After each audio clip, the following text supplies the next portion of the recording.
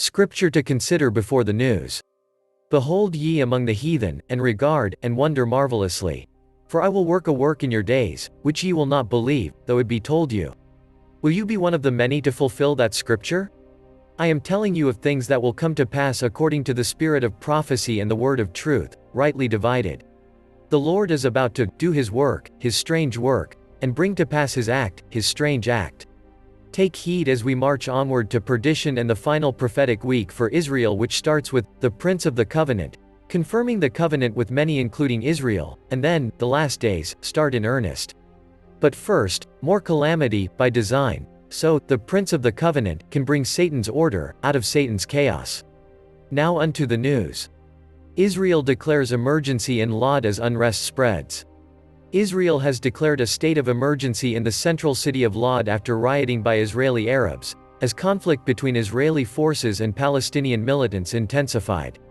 Cars were set alight and 12 people were reported injured in clashes. Lod's mayor likened to a civil war.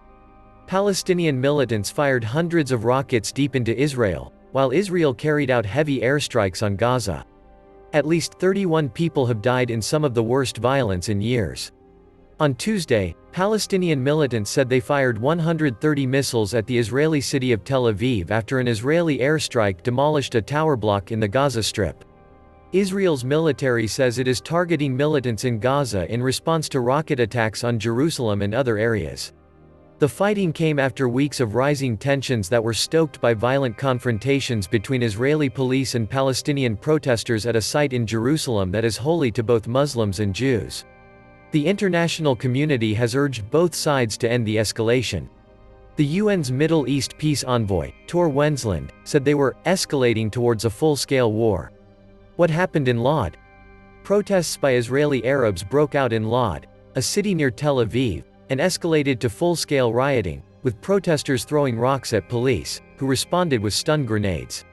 The protests followed the funeral of an Israeli Arab man who died during unrest in the city a day earlier.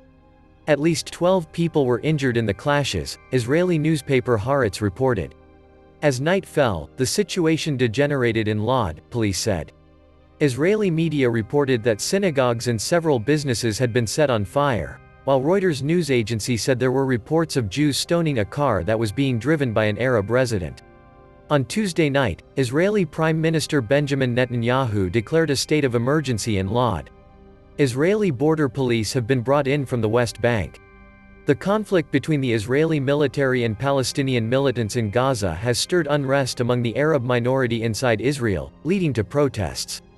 There has also been unrest in other cities with a large Israeli Arab population, as well as in East Jerusalem and the West Bank. All of Israel should know, this is a complete loss of control, Lod Mayor Yair Revivo was quoted as saying by the Times of Israel newspaper. Civil war has erupted in Lod. The Times of Israel said this was the first time the government had used emergency powers over an Arab community since 1966.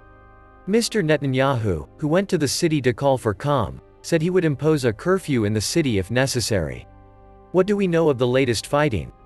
Israel says it launched further airstrikes overnight on targets in Gaza in response to continued rocket fire from Palestinian militants. The Palestinians have been launching barrages of hundreds of rockets towards Israeli cities in an apparent attempt to overwhelm missile defenses. The Israeli military says its strikes on Gaza are the largest since 2014. Earlier on Tuesday, Hamas, the militant group that rules Gaza, said it had launched rockets at Tel Aviv and its suburbs in response to the enemy's targeting of residential towers. Video footage from the city shows rockets streaking through the night sky, some exploding as they are hit by Israeli interceptor missiles. In the Tel Aviv suburb of Holon, a rocket hit an empty bus, Israeli police spokesman Mickey Rosenfeld told AFP news agency. A girl of 5 and 2 women, 150 and 130, were injured in the town.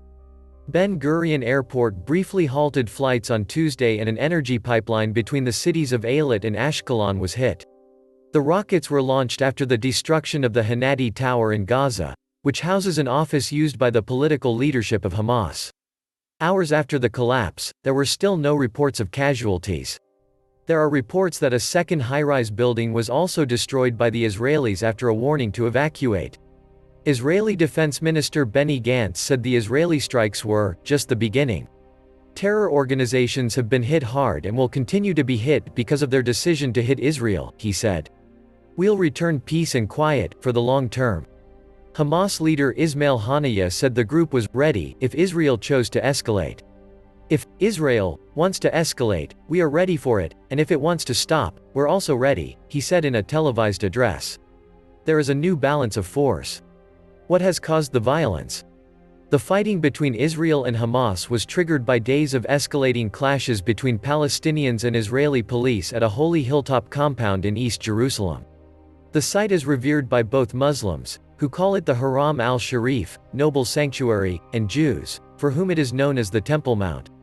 Hamas demanded Israel remove police from there and the nearby predominantly Arab district of Sheikh Jarrah, where Palestinian families face eviction by Jewish settlers. Hamas launched rockets when its ultimatum went unheeded. Palestinian anger had already been stoked by weeks of rising tension in East Jerusalem, inflamed by a series of confrontations with police since the start of the Islamic holy month of Ramadan in mid-April. It was further fueled by an expected court ruling on the fate of the families in Sheikh Jarrah, ultimately postponed because of the unrest, and Israel's annual celebration on Monday of its capture of East Jerusalem in the 1967 Middle East War, known as Jerusalem Day. The fate of the city, with its deep religious and national significance to both sides, lies at the heart of the decades-old Israel-Palestinian conflict. Israel in effect annexed East Jerusalem in 1980 and considers the entire city its capital, though this is not recognized by the vast majority of other countries. Palestinians claim the eastern half of Jerusalem as the capital of a hoped-for state of their own. Don't forget to subscribe to this channel and click the notification bell so you can get notified whenever new Bible prophecy news videos are uploaded.